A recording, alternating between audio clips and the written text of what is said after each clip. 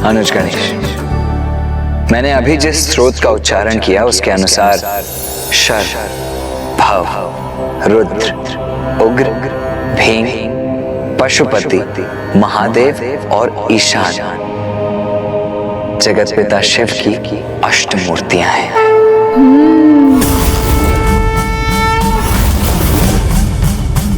जिसमें प्रथम है भव,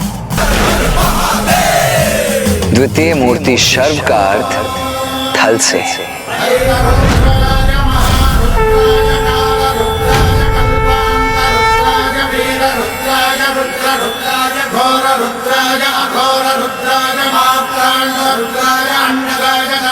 अष्टमूर्तियों में तृतीय है रुद्र अर्थात अग्नि तत्व। महादेव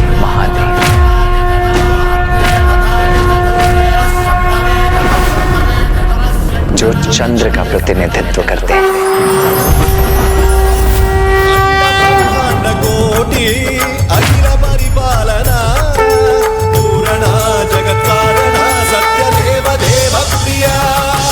सप्तम मूर्ति है ईशान अर्थात साक्षात सूर्य।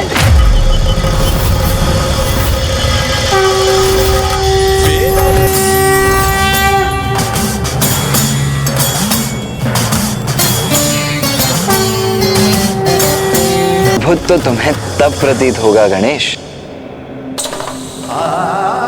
जब तुम प्रभु शिव की महिमा को पूर्ण रूप से समझोगे। वो परम शक्ति, वो परम ऊर्जा जो सर्वव्यापी है, जो समस्त ब्रह्मांड का संचालन करती है, वो अपनी संपूर्ण स्थिरता में शिव ही तो है। और वही परम ऊर्जा गतिशील होकर अपने स्त्री रूप में मां पार्वती एवं पुरुष रूप में श्री हरि नारायण बनकर प्रकट होती है। अर्थात शिव ही सृजनकर्ता ब्रह्मदेव भी है और पालनहार श्री हरि नारायण भी। शिव ही परम ब्रह्म है। सभी जीवों की नियति उनके जन्म मरण के निर्धारक भी हैं।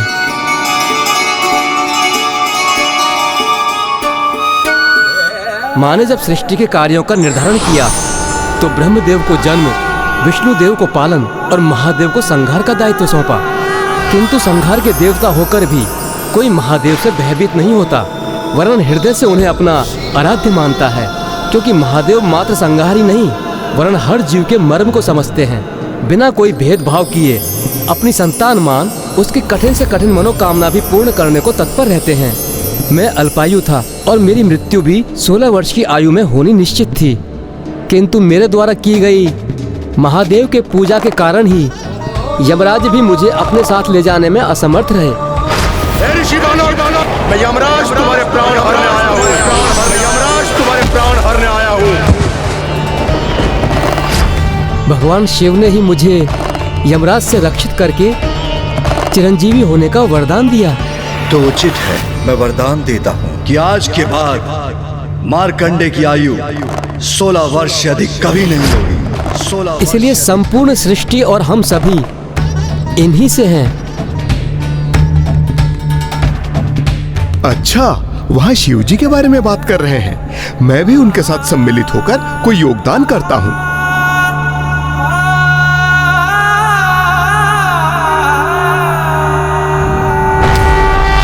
शिव अनंत हैं, ऐसे अनंत अमृत सरोवर हैं वो, जिनके कृपा रूपी अमृत का भंडार कभी क्षीण ही नहीं होता। उनके साकार रूप के प्रत्यक्ष दर्शन से तो हम कृतार्थ होते ही हैं, किंतु उनके जो निराकार स्वरूप हैं वही सर्वत्र व्याप्त हैं।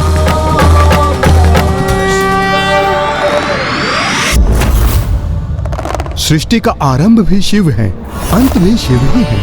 सृष्टि के सृजनकर्ता, पालनहार, संहारक सभी तो शिव हैं। शिव ही प्रणव अर्थात ओम है, जो समक्ष ब्रह्मांड में गूंजते हैं।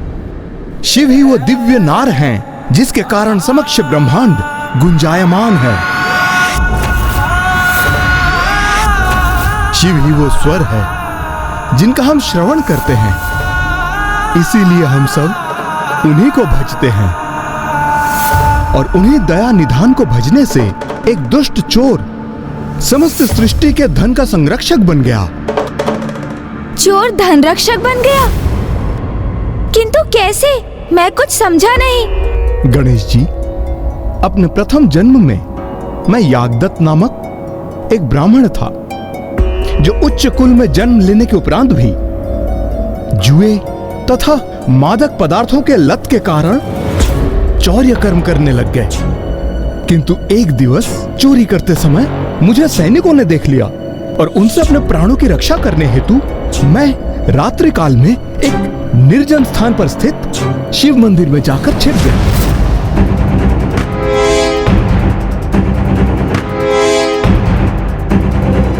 कहाँ छिपूं? हाँ, यहां छिप जाता हूं। अवश्य यही कहीं छिपा होगा वो चोर।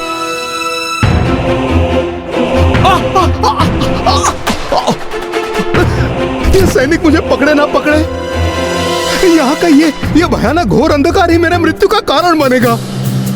कुछ करना पड़ेगा, कुछ।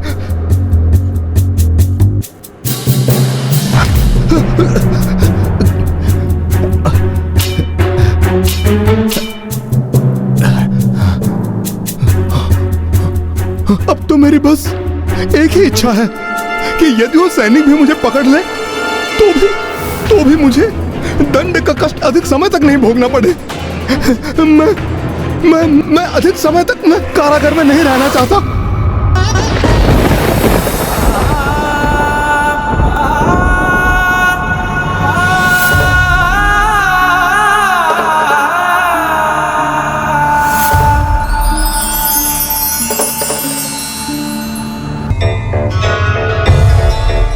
हे भोलेनाथ, ये आप क्या कर रहे हैं? आप उसे आशीर्वाद दे रहे हैं जिसने आपकी पूजा के लिए नहीं, मात्र अपनी रक्षा के लिए, अपना भय दूर करने के लिए तनिक प्रकाश उत्पन्न किया था।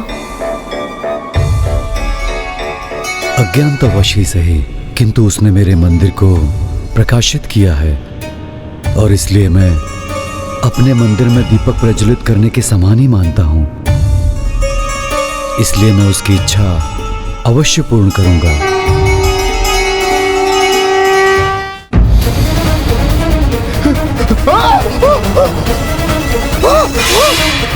बहुत भगाया तुमने हमें, किंतु अब तुम नहीं भाग सकोगे। अब तो तुम्हें मृत्युदंड प्राप्त होकर ही रहेगा। मृत्युदंड? नहीं, मृत्युदंड नहीं। तो क्या वास्तव में उस जन्म में आप मृत्युदंड के भागी बने कुबेर जी? जी गणेश जी, मुझे तो वही प्राप्त हुआ जिसकी मैंने इच्छा की थी। एक ऐसा दंड जिसका अंत भी शीघ्र हो और उसमें कष्ट भी क्षणिक हो।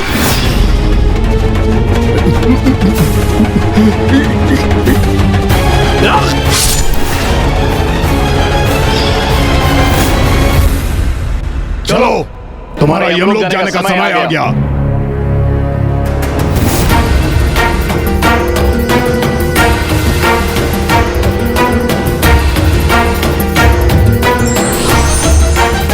यज्ञदत्त यमलोक नहीं जाएगा। हम यमदूत हैं, यमराज जी की आज्ञा अनुसार ही इन्हें लेकर जा रहे हैं। हम शिवगढ़ हैं। हम प्रभु शिवशंकर की आज्ञा का पालन करने के लिए यहाँ उपस्थित हुए हैं। भोले बाबा ने इन्हें पुनर्जन्म देने का निर्णय लिया है।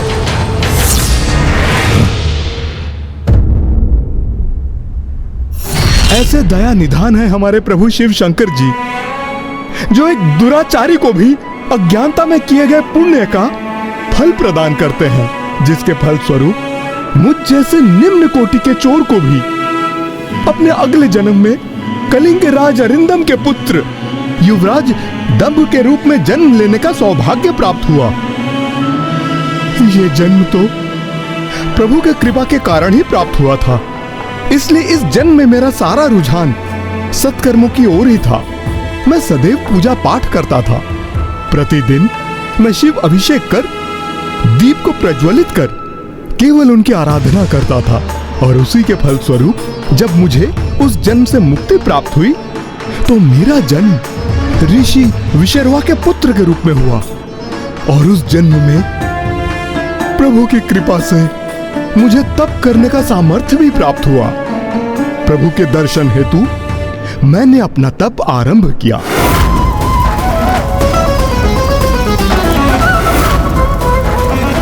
मेरे तप का प्रभाव बढ़ता ही जा रहा था। ओम नमः शिवाय, ओम नमः शिवाय, ओम नमः शिवाय,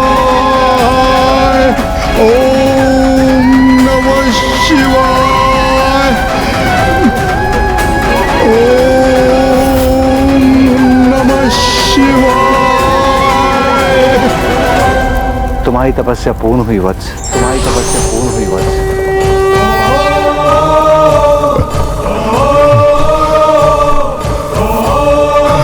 प्रभु, माता, मुझे दर्शन देने के लिए आप दोनों को कोटि कोटि प्रणाम।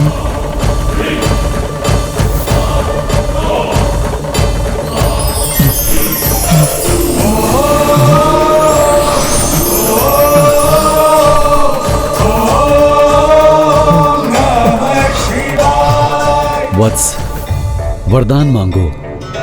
अपने कठोर तप के परिणाम स्वरूप क्या चाहते हो तुम?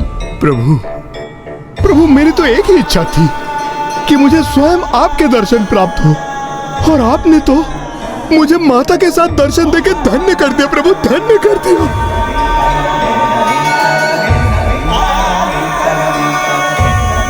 बस प्रभु, मेरे तप का तो यही फल था जो मुझे प्राप्त हो गया। ये तप तो तुमने स्वर्णिम रंग के धधकते लावे में खड़े होकर किया है, और स्वर्ण कर तो धन भी होता है। इसलिए वत्स कुबेर, मैं तुम्हें संसार के समस्त धन के संरक्षक बनने का वरदान देता हूँ।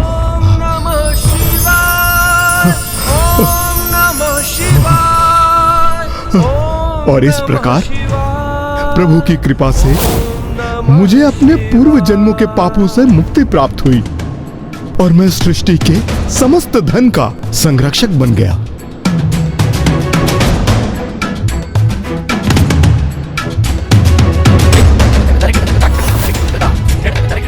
किंतु इसके लिए आपने भी तो अत्यंत कठोर तप कर महादेव को प्रसन्न किया था कुबेर जी।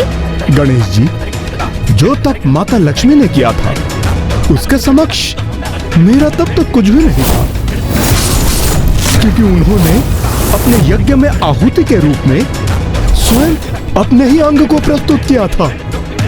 उससे भी बड़ी परीक्षा तो मेरे प्रभु श्री हरि नारायण ने दी थी, अपने कमल नयन को प्रभु को अर्पित कर। भ्राता श्री हरि नारायण और देवी लक्ष्मी ने भक्ति का ऐसा अनूठा और श्रेष्ठ उदाहरण प्रकट किया है जिसे संसार कभी भूल नहीं सकेगा।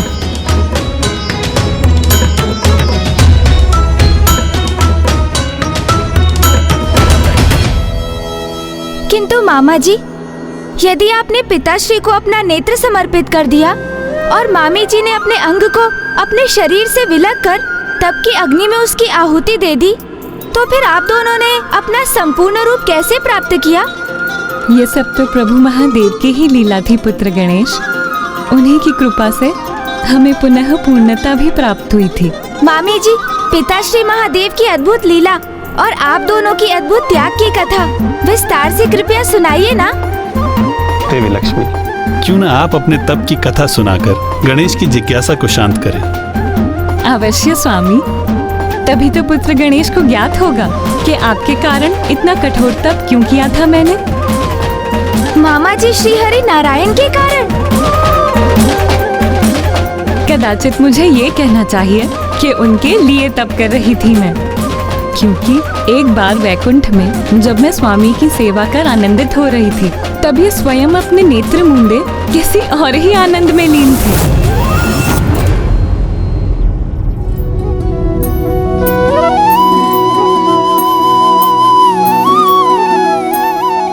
स्वामी, अपने नेत्र मूंदे किसका ध्यान कर रहे हैं आप, जिसका आनंद आपकी दिव्य मनोहर मुस्कुराहट बनकर प्रकट हो रहा है?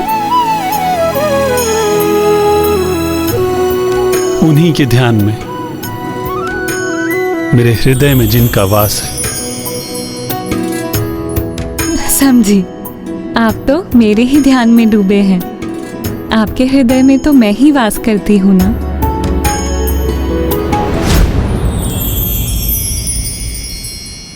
जो मैंने आपसे कहा उसे अपनी प्रतिक्रिया देकर स्वीकार क्यों नहीं किया आपने? मेरा ही वास है ना आपके हृदय में। स्वामी, आप अब भी शांत हैं? आपका निरुत्तर होना मुझे विचलित कर रहा है।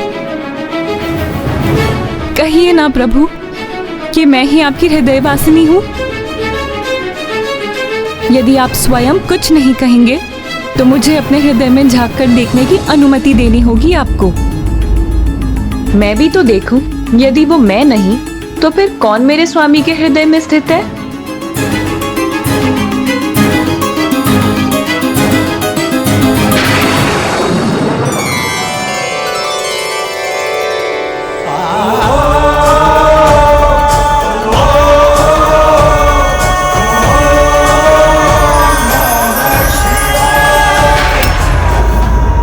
प्रभु महादेव, जगत के पालनहार मामा जी श्री विष्णु जी के हृदय में मेरे पिता श्री जगत पिता महादेव वास करते हैं। केवल मेरे हृदय में नहीं गणेश, महादेव तो प्रत्येक जीव के हृदय में वास करते हैं। जिन्हें इस सत्य का बोध है वो इसे स्वीकार कर परम सुख का आनंद उठाते हैं। किंतु कुछ ऐसे भी जीव हैं जिन्हें इस सत्य का ज्ञान तो है, किंतु अपने अहंकारवश वो इसे नकार कर अपने दुर्भाग्य को आमंत्रित करते हैं। ओम नमः शिवाय, ओम नमः शिवाय। और फिर ऐसे भी जीव हैं जो इस सत्य से अभी भी अनभिज्ञ हैं। उन्हें तो इस परम सत्य का ज्ञान होना अभी शेष है। किंतु यदि आपके हृदय के एक भाग में पिताश्री का वास है तो अवश्य दूसरे भाग में मामी जी का ही वास होगा। मुझे भी ऐसा ही प्रतीत हुआ था पुत्र गणेश। किंतु मुझे विश्वास है स्वामी कि आपके हृदय की शेष भाग की स्वामिनी तो मैं ही होंगी। आपके हृदय में बसे महादेव के तो दर्शन हो गए, अब शेष भाग में भी देखने की आज्ञा दीजिए मुझे स्वामी।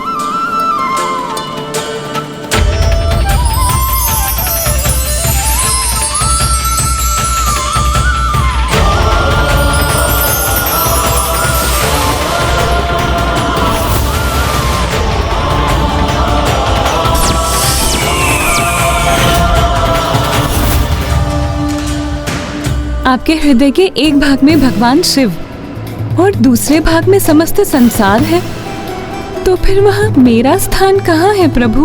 प्रिय, शिवाय विष्णु रूपाय शिव रूपाय विष्णुवे, शिवश्च हृदयं विष्णु विष्णु च हृदय शिवम। जिस प्रकार महादेव के हृदय में मेरा वास है, उसी प्रकार मेरे हृदय में महादेव का वास है। और जगत का पालनहार होने के नाते मेरी एक दृष्टि सदैव संपूर्ण सृष्टि पर बनी रहती है। इसलिए मेरे हृदय के एक भाग में आपको महादेव और दूसरे भाग में संपूर्ण सृष्टि दिखाई देती है।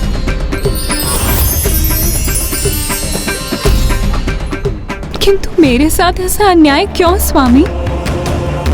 सहभागिनी हूँ मैं आपकी, आपके हृदय में मेरा विशेष स्थान होना चाहिए।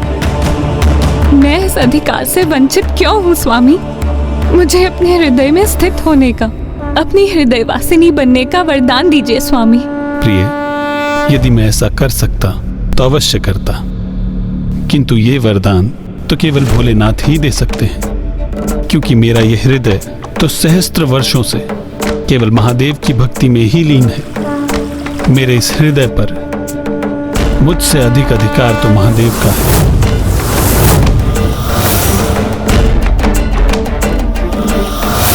अर्थात मामा जी ने आपकी विनती स्वीकार करने में असमर्थता व्यक्त कर दी। फिर क्या हुआ मामी जी?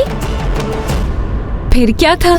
स्वामी के मुख से इन वचनों का श्रवण करते ही स्वामी के हृदय में स्वयं को स्थापित करने के अधिकार को प्राप्त करने के लिए मैं कैलाश की तराई में स्थित एक भव्य मंदिर में तप करने चली गई कि महादेव को प्रसन्न कर सकूं और उनसे ये वरदान प्राप्त कर सकूं। ओम ओम नमः शिवाय, ओम नमः शिवाय, ओम नमः शिवाय, ओम नमः शिवाय। और मैं इसी प्रकार तपस्या करती रही। दिवस, माह और ऋतुएं बीतते चले गए, किंतु मैं उसी प्रकार अन्न, जल, निद्रा का त्याग कर निरंतर महादेव की कठोर तपस्या करती रही। ओम नमः शिवाय, ओम नमः शिवाय, ओम नमः शिवाय। फिर क्या हुआ माता? उनकी तपस्या कठोर अवश्य थी, किंतु देवी लक्ष्मी अपने दृढ़ संकल्प पर स्थिर रही और सहस्त्र वर्षों तक अनेकों कष्ट सहकर अपनी तपस्या में लीन रही। ओम नमः शिवाय, ओम नमः शिवाय। हे देवी, महादेव के दर्शन हेतु महादान की आवश्यकता है, अंग समर्पित करने की आवश्यकता है।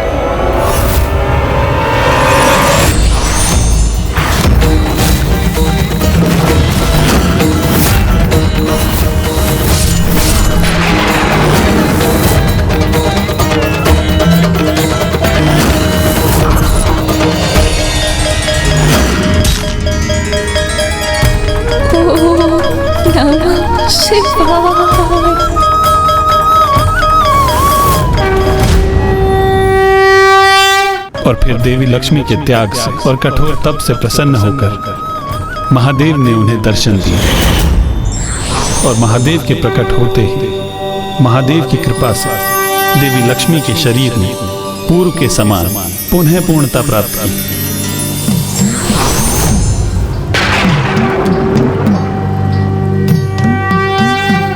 महादेव, हे प्रभु, हे महादेव, आपके दर्शन पाकर मैं धन्य हो गई। देवी लक्ष्मी, मैं आपके अत्यंत कठोर तप से मैं अति प्रसन्न हुआ। कहिए मुझसे क्या वरदान चाहती हैं आप? प्रभु, कोई भी पत्नी से अतिरिक्त और क्या चाहेगी कि उसके पति के हृदय में उसका वास उसी प्रकार हो जिस प्रकार उसके स्वयं के हृदय में उसके पति का स्थान होता। किंतु महादेव, जब आप दोनों ही एक दूसरे के हृदय में वास करते हैं तो मेरे स्वामी के हृदय में मेरे लिए स्थान कहाँ? इसीलिए प्रभु, मेरी तो एक ही इच्छा है कि मैं मेरे स्वामी की हृदय वासिनी बन सकूं और उनके हृदय में एक विशेष स्थान प्राप्त कर सकूं। तथास्तु, तथास्तु, तथास्तु। जिस प्रकार आपके हृदय में श्री हरि का वास है, उसी प्रकार मुझसे भी पूर्व उनके हृदय में आपका ही स्थान होगा। उनके हृदय में आपका ही स्थान होगा। उनके हृदय में आपका ही स्थान होगा। चंद्र भी पूर्ण हो गया बन के माथे की शोभा, त्रिलोचन त्रिकाल की जग में लागे अलौकिक ये आभा। और इसीलिए संसार में आपका एक और नाम प्रचलित होगा, विष्णु बक्षु विभूषणी। विष्णु बक्षु विभूषणी अर्थात जो प्रभु विष्णु के वक्ष की आभूषण है, जो उनके हृदय में ही वास करती है। मुझे ये वरदान देने के लिए आपका कोटि कोटि धन्यवाद प्रभु। और आज मैं भी ये घोषणा करती हूँ, जो भी ओम विष्णु वक्षु विभूषणी मंत्र का जाप करेगा उसके गृह में सदा मेरा वास होगा।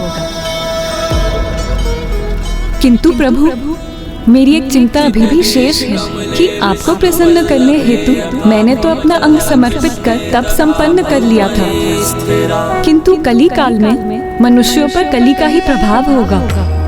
वो मोह माया से ग्रस्त आत्म प्रेम में मुग्ध रहेंगे, तो आपको प्रसन्न करने हेतु वो अंग समर्पित कैसे करेंगे प्रभु?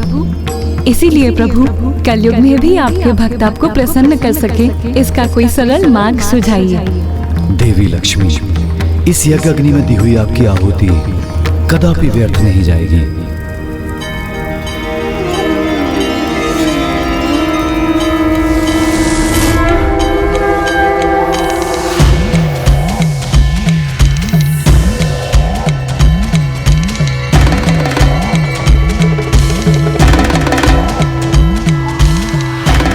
आपके सर्वोच्च त्याग का सुफल संसार को अवश्य प्राप्त होगा। यज्ञ अग्नि में जो अंग आपने अर्पित किया, उससे उत्पन्न ये वृक्ष वेल वृक्ष कहलाएगा, जो मनुष्य के लिए अत्यंत गुणकारी होने के साथ साथ 5 प्रमुख लक्ष्मी स्थानों में से एक होगा। और इस वृक्ष के 3 पत्रों में ऐसा अद्भुत जुड़ाव होगा जिससे संसार को त्रिदेवों के एक होने का संदेश प्राप्त होगा। और जो भक्ति भाव से ये बेलपत्र शिवलिंग पर चढ़ाएगा, बिना कुछ कहे उसकी सभी मनोकामनाएं समस्त पूर्ण होंगी। धन्यवाद प्रभु, धन्यवाद। और इस प्रकार प्रभु महादेव ने मुझे मेरे स्वामी की हृदयवासिनी बनने का सौभाग्य तो प्रदान किया ही, किंतु उसके साथ शिव हृदय को प्रसन्न और प्रभावित करने के लिए जगत को ये बेलपत्र भी प्रदान किया।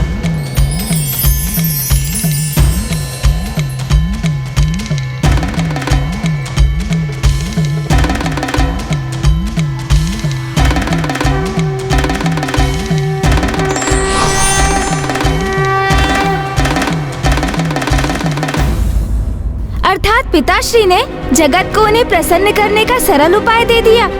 उपाय सरल अवश्य है, किंतु इस सरल उपाय को करने के लिए भक्त के मन में सरलता का होना आवश्यक है। अन्यथा महादेव की परीक्षा इतनी सरल कैसे हो सकती है? एक ऐसी ही परीक्षा मुझे भी देनी पड़ी थी, श्रद्धा, धैर्य और निष्ठा की परीक्षा। कैसी परीक्षा मामा जी? क्या इसी परीक्षा हेतु आपको अपना कमल नयन दान में देना पड़ा था? मुझे बताइए ना मामा जी, क्या हुआ था? इतने सारे प्रश्न। तुम चिंता न करो गणेश, मैं तुम्हारे सभी प्रश्नों के उत्तर दूंगा और तुम्हारी इस प्रबल जिज्ञासा को अवश्य शांत करूंगा।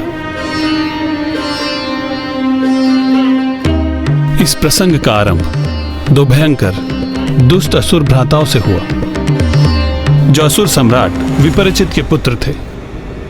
उन असुर भ्राताओं में एक का नाम था दुर्दांत और दूसरा था जरांत।